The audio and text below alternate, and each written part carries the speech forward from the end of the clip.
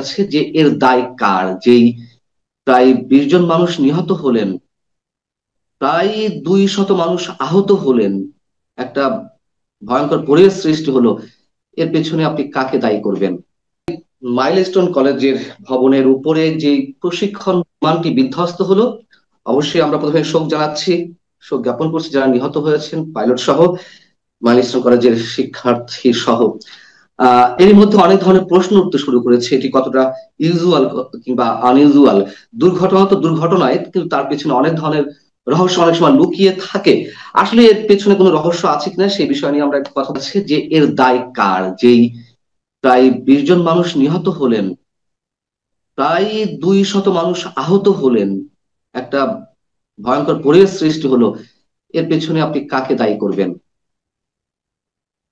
উম, আসলে ধন্যবাদ। স্বাগত মতো কিছু নাই, আজকে অত্যন্ত ভারাক্রান্ত হৃদয়ে, হেভি হার্ট আমি আপনার সামনে আসছি। ইটস ভেরি অত্যন্ত মর্মাহত। এটা তো বিমান দুর্ঘটনা বলবেন না আমাদের শিশু হত্যা বলবেন? এটাকে আপনি কিভাবে জাস্টিফাই করবেন? আপনি বিমান দুর্ঘটনাটা অস্বাভাবিক কিছু না, হতেই পারে, জি। কিন্তু শিশু হত্যা হবে কেন? সেই বিমানটি কেন, কি কারণে একটা আহ, বিমান বাহিনীর প্রশিক্ষণ বিমান এরকম স্কুল বিল্ডিং এ গিয়ে পড়বে? তার মানে তার যে সারাউন্ডিং সেফটি মেজারমেন্ট যেটা নেওয়ার কথা সেটা কি নেওয়া হয়েছে? এটা তো আমরা জানি এটা প্রশিক্ষণ বিমান, এটা যে কোনো সময় দুর্ঘটনা হতে পারে। এবং আরো দেখতে পারলাম যে এটি পাইলটের আজকে প্রথম একক প্লেন চালানো। আমরা ছোট সময় দেখছেন সাইকেল চালাইতে গেল, প্রথম যখন সাইকেল চালায়, সাইকেল নিয়ে পড়ে, কখনো পুকুরে পড়ে, কখনো রাস্তার ড্রেনে পড়ে, নালায় পড়ে। একা যখন সাইকেল চালাতে যায় তখন কিন্তু সবাইকে সাবধান থাকতে হয়। তো এই ছেলেটাকে, এই অফিসারটাকে যখন প্রশিক্ষণে পাঠানো হলো, এটা ফ্লাইট লেফটেন্যান্ট, এবং যার কেরিয়ার আমরা দেখতেছি ভালো, সেটা ক্যাডেট কলেজের ছেলে, চৌখস ছেলে, ধরে নিচ্ছি আমরা সে একজন ভালো পাইলট, এবং সে তার প্রাথমিক প্রশিক্ষণগুলো ভালো করেছে। এবং তাকে যখন একা চালাতে দেওয়া হচ্ছে, তখন নিশ্চয়ই তার প্লেনটা ভালো করে চেক করা হয়েছে, দেখাশোনা করা হয়েছে, অনেক করে তারপরে তাকে সেখানে তাকে বসিয়েছে। তারপরে তার ইনস্ট্রাক্টর নিশ্চয়ই তাকে গাইড করেছে, তাকে বলেছে এবং পরিচালনা করার জন্য তাকে পাঠিয়েছে। এমন তো না সে আহ, স্কুলের ছেলের মতো ঘর থেকে বেরিয়ে মা বাবার অগোচরে সাইকেলটা নিয়ে বেরিয়ে পড়লো, জি। নিয়ে বাড়িতে দুর্ঘটনা, তা তো না। এটা আমি একটা প্রশিক্ষণ। প্রশ্ন করি এখানে, একটি প্রশ্ন করি।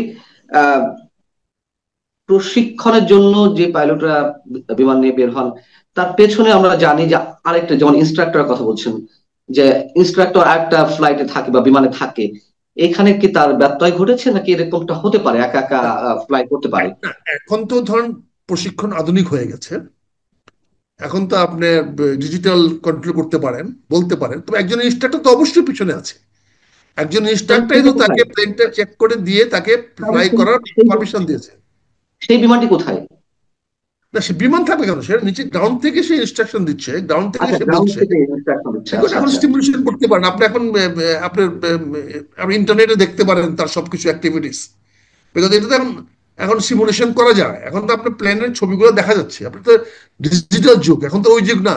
ওই ছেলেটা কি করতেছে না করতেছে, এটা তো পুরো প্লেনটাও তো আপনার জি। সিসি ক্যামেরার মধ্যে আছে। সেখানে পাইলট আচ্ছা। তো দেখতেছে, তার যে ইনস্ট্রাক্টর পাইলট সেও তো দেখতেছে, তাকে ইনস্ট্রাকশন গুলো দেওয়া হচ্ছে। তাই দেখানো উচিত, তাই করা উচিত, সেটাই করা উচিত। কিন্তু এখন যদি যেভাবে আমাদের বিমান বাহিনীর বেপরোয়া ভাব দেখতেছি, যে সমস্ত কথাবার্তা আজকে শোনা যাচ্ছে, মানুষ বলতেছে, সেগুলো বলার আগে আমি বলতে চাই, আজকে কিন্তু আমরা আগামীকালকে জাতীয় শোক দিবস ঘোষণা করেছি, কিন্তু জাতীয় কোনো অ্যালার্টনেস তো দেখতে পাচ্ছি না। কয়েকশো ছেলে মেয়ে আজকে মিসিং, তারা কে কোন হাসপাতালে আছে জানতে পারছে না, হয়েছে হাল্লাগোলা চলতেছে।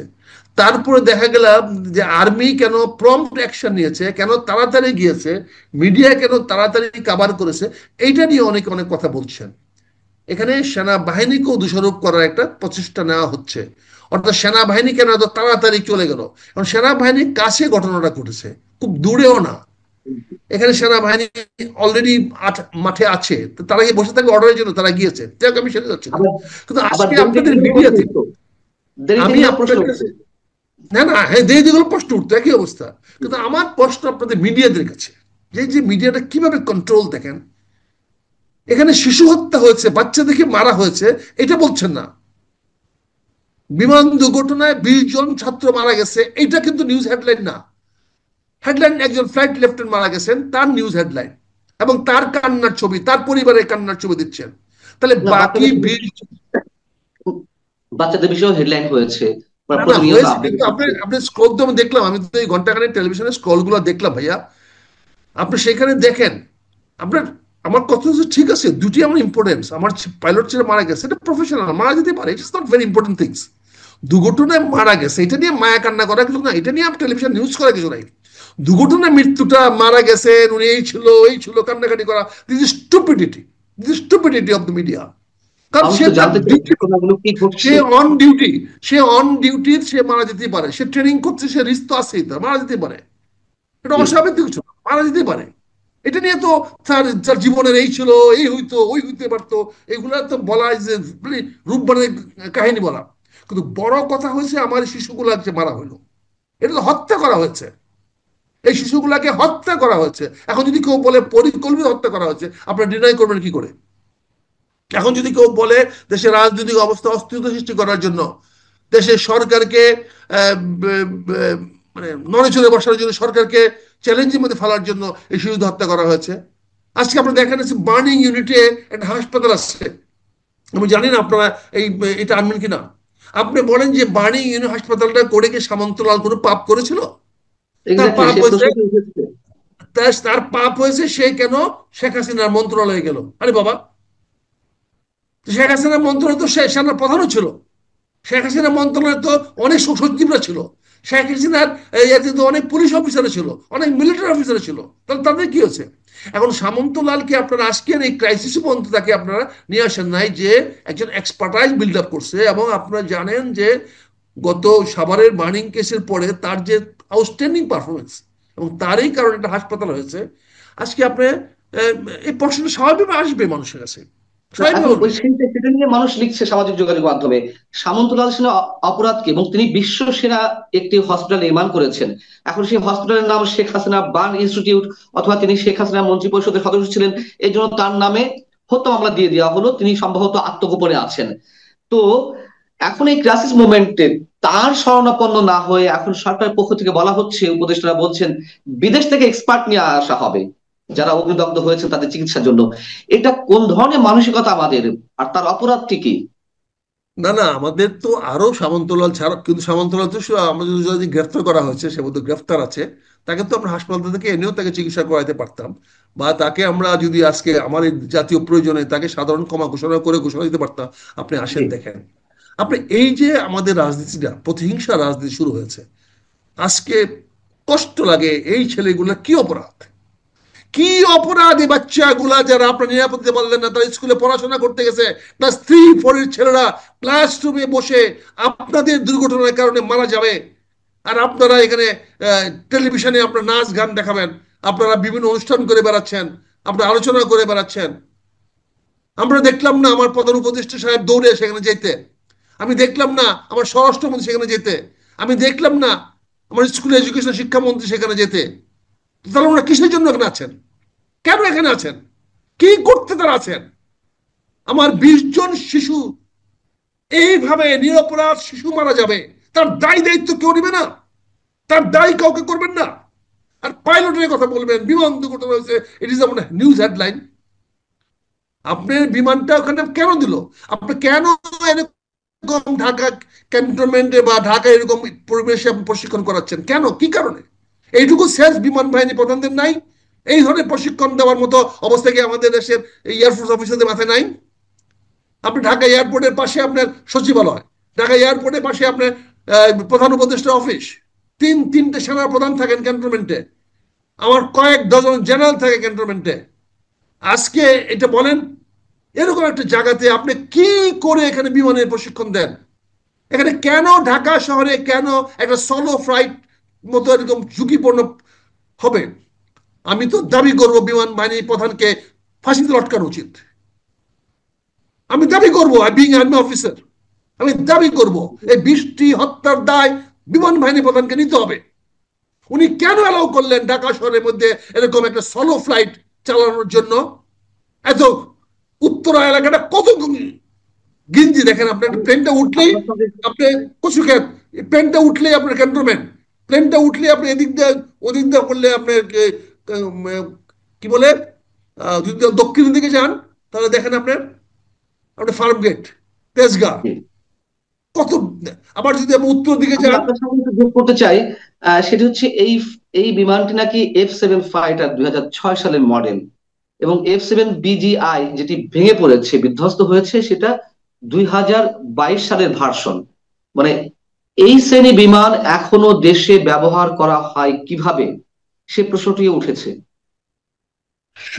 সেটার জবাব দিবেন আমাদের সরকার প্রধান, হয়তো উনি বললেন 11 মাসে আসছে, আমি কি জানি। কিন্তু আমি বিমান বাহিনী প্রধান দায়ী করতে চাই, উনি অ্যালাউ করলেন কেন? এটা সলো ফ্লাইট, ঢাকা ক্যান্টনমেন্টের বিমান থেকে চালানোর মতো উনি কি করে পারমিশন দিলেন? এই পারমিশন তো উনি দিয়েছেন, ওনার পারমিশন ছাড়া তো হয় নাই। উনি কি বুঝে যাচ্ছেন এখানে? অথচ ঢাকা এয়ারপোর্টটা দেখেন, আমার তেজগাঁও এয়ারপোর্টে কি বানানো হয়েছে। আপনি ঢাকা এয়ারপোর্টের চারপাশে ওনারা আনন্দ বিহারে জায়গা বানাচ্ছেন। এই ক্যান্টনমেন্টের এই জায়গাটা, এয়ারপোর্টের জায়গাটাকে দেওয়া হয়েছে আনন্দ বিহারে জায়গা বানানোর জন্য? এটা দেওয়া হয়েছে বিমানবন্দরের জন্য। বিমানবন্দর যদি প্রয়োজন না হয় আপনারা ছেড়ে দিবেন। এয়ারফোর্স সম্পত্তি তো না, এটা প্রতিরক্ষা মন্ত্রণালয় সম্পত্তি, এটা বিমান বাহিনী সম্পত্তি না, এটা মিলিটারি স্টেট অফিসের সম্পত্তি, এটা কোনো বাহিনীর সম্পত্তি না, এটি হলো সেনা নিবাসের সম্পত্তি। এখানে আপনারা কেন এই ধরনের কাজগুলা করবেন? এবং সেখানে আপনারা এখানে আনন্দ বিহারে জায়গা বানিয়েছেন। এবং অনেকে বলতেছে আজকে, যেটা আমি শুনতেছি সবার কানে কানে, সবাই মুখে মুখে বলতেছে, আমাদেরকে বলতেছে, ভাই বলেন না কেন, আপনি কিছু বলেন না কেন? প্রশিক্ষণের টাকা নাকি ব্যবহার করা হয় না, বিমানে যে প্রশিক্ষণ টাকা দেওয়া হয় সেগুলো দিয়ে তারা ওই ডেকোরেশন পিস বানায়। ঢাকা ক্যান্টনমেন্টের বিভিন্ন বিমান বাহিনীর বিভিন্ন ইমারতের তারা ট্রেনিং এর টাকা দিয়ে তারা ইমারত বানায়। এটা আমি জানি না কতটা সত্য, কিন্তু আমাকে জানাচ্ছে অনেকে যে আপনারা এগুলো বলেন না কেন, আপনারা এগুলো দেখেন না, আপনাদের চোখ নাই, কি হচ্ছে এগুলো? আপনারা আপনারা সবাইকে আমি অন্ধ হয়ে গেছেন, সবাই কি ভীত হয়ে গেছেন? বিমান বাহিনীর প্রধানকে আমাদের ভয় করতে হবে, সেও বাঘের বাচ্চা হয়ে গেছে বাংলাদেশে, তাকেও আমাদের ভয়ে ভীত থাকতে হবে। টাকা ক্যান্টনমেন্টের মধ্যে সে সে যা কি করতেছে এগুলা আপনি যদি দেখেন স্যার তাকাইয়া, সারা কুর্মিটোলা এয়ারপোর্টটাকে সে কি বানিয়েছে, একটা পার্ক বানিয়ে ফেলেছে সে। কেন বানিয়েছে? এবং সেখানে সাধারণ মানুষ যেতে পারে না। কার জন্য? তোমার কে দিয়েছে এগুলা? এবং এই প্রশিক্ষণ বিমান সোলো ফ্লাইট স্যাংশন দিয়েছেন সরি বিমান বাহিনী প্রধান, এবং তাকে সাহায্য করতে গিয়ে আজকে সেনা প্রধান পর্যন্ত কন্ট্রোভার্সি হয়ে যাচ্ছে। সেনা প্রধানের উপর আঙুল তুলতেছে মানুষ। কারণ সেনা প্রধান কেন তাড়াতাড়ি প্রম্পটলি গিয়ে রেস্কিউ অপারেশনে গেল? কারণ রেস্কিউ অপারেশন তো করার কথা এয়ারফোর্স। তার রেস্কিউ ফ্লাইট কেন গেল না? সঙ্গে সঙ্গে হেলিকপ্টার কেন গেল না? সঙ্গে সঙ্গে হেলিকপ্টার গিয়ে ওখানে কেন তারা স্মোক দিয়ে স্কুলের উপরে দিয়া কেন ফেলানো হলো না? কেন সেখানে কার্বন ডাইঅক্সাইড নিয়ে ফেলে দিয়ে ওখানে ওগুলোকে বন্ধ করা হলো না? কি কারণে হলো না? তাদের হেলিকপ্টার কোথায় ছিল? এত কাছাকাছি কেন যেতে পারলো না? এগুলা বিমান বাহিনীর প্রধানকে জবাব দিতে হবে, আমাদের কথা বলতে হবে। আমরা এত ভীতু হয়ে থাকলে তো হবে না। গত 20 বছরে 15 বছরে বিমান বাহিনীর প্রশিক্ষণের টাকা কোথায় গিয়েছে? আমরা হিসাব চাই। পরিষ্কার বলছি পান্না সাহেব আপনার কাছে, কে আমাকে কি বলবে আমি জানি না, আমাকে জনগণ জানতে চাচ্ছে, আমাকে অনেক অফিসাররা ফোন করে বলতেছে আপনি বলেন না কেন এগুলা। আমরা জানতে চাই কেন প্রশিক্ষণের টাকা ব্যয় করা হচ্ছে না, কেন উইদাউট ইনস্ট্রাক্টর অনেক সলো ফ্লাইটে পাঠিয়ে দেওয়া হলো তাকে, কি কারণে?